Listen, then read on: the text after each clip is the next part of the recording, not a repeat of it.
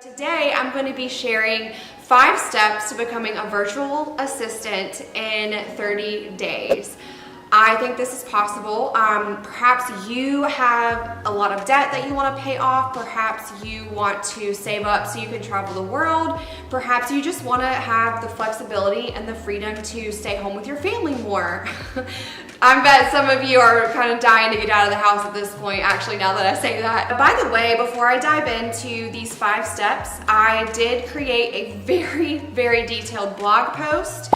It's linked down in the description below. You can check it out. It's got tons of freebies in there, so cheat sheets and calendars. So I just wanted to make that note. Check the description below. I'm going to go ahead and define for you what a virtual assistant is by modern day standards, because perhaps you're like me, you thought of the person sitting with a headset behind a computer in a big warehouse call center type of environment, and that's not what we're talking about here. We are talking about working for yourself. We are talking about, having your own freedom, making your own schedule. I would start here if I had 0 online skills, but I was looking to do something that allowed me the freedom to work from a laptop wherever I wanted to do. I'm hopefully going to save you some time and some pain by sharing this information and just a little bit about my experience and what I think are the 5 steps that you can take to make this happen. You can go at your own pace. You don't have to do it in 30 days, but I do think it's totally possible to get your first client within 30 days of starting. I was able to do that. And now's the perfect time because so many businesses are deciding to go online, or they have all of their staff working online and they need some help managing their online operations. Okay, now keep in mind with these steps that we are talking about business owners that just are really not wanting to spend their own time doing these tasks, okay? Like, that's key to knowing as a virtual assistant that you're going to be doing things to help the business owner spend more of their powerful brain juice on the stuff that they're good at. They might not be good at being organized or staying on task, okay? So, really to get started, make sure that you have a place where you can get a good Wi-Fi connection. Maybe you have a cell phone and just a really simple example of your work. The top thing I've seen hold people back from becoming a virtual assistant is just fear and doubt. Sit down and make this list. Just go ahead and make a big list of ideas. Eventually, once I get down to step number 5, you're going to be putting out those feelers to get leads and sign clients. I don't want you to overthink this, okay? There are so many things that apply to, online work, okay? We're gonna get to also what you'll be paid for this, but just don't tell yourself that you don't have any skills that you can take online. The key is believing, okay? Believe here, all right? Also identify resources that you can use to learn any additional skills that you want to learn, okay? That's the key word, things that you want to learn how to do, because you don't want to put yourself into a situation where you absolutely wake up dreading working as a virtual assistant, okay? I've been there, I've done that, and you do not want to end up hating life, okay? So maybe you find some books on the industry you want to work in, or the topic. Maybe you find YouTube channels or videos that will show you how to do things online, like editing photos, editing videos, creating and managing social media content, although be careful with that, that's a higher paid skill.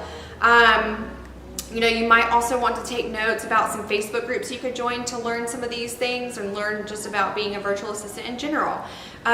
Pin this video to your Pinterest board, okay? Start a Pinterest board so you can keep all of these resources in one place.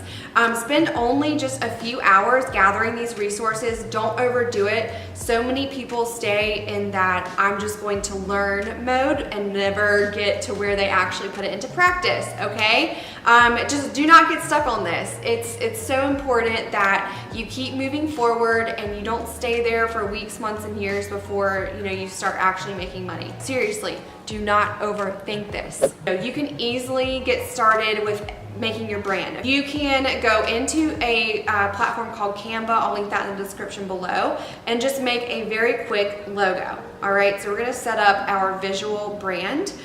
so that way you bring on a professional appearance, especially to the clients that you might not know. Make sure that when you do this, you understand the types of business owners that you would like to work with. You also want to come up with a name for your business. I recommend just using your name. You might just tack on like virtual assistant for real estate or realtors, just something really, really simple. Infuse your personality into that brand and the way that you come across in your images, your photos, just anything. But keep in mind that you wanna appeal to the clients you want to attract. It's not just you. It's not just about you. You need to make sure that you look into treating this like a business. You will want to keep this fun and low-key, but let's be a little bit serious about making sure you're set up. If you're really serious about your business at this stage, you could set up an appointment with a CPA or someone that would be able to personally guide you. That's always an option. You need to open a business bank account and set up payment methods so you can get paid. Very important. For invoicing, you can use PayPal for Business. That allows you to create and send professional invoices, and the fee is pretty small. I really enjoy using a tool called Dubsado because it allows me to create contracts and proposals and send invoices. It makes things really, really simple for me.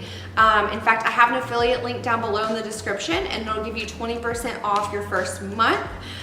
So you should definitely check it out. It's basically the only thing I really need to run my small operation online.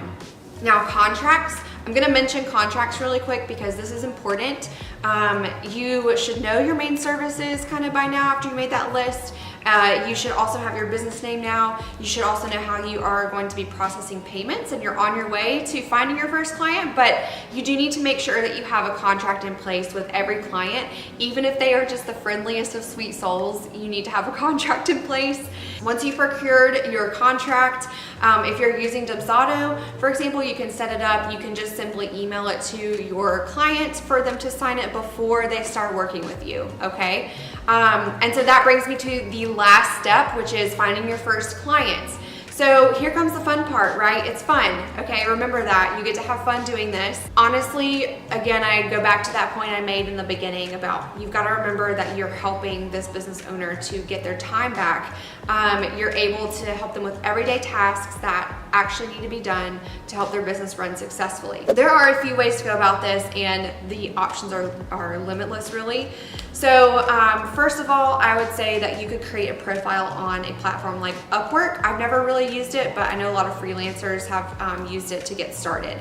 You could also find Facebook groups and join those where you know the people that you want to work with are hanging out.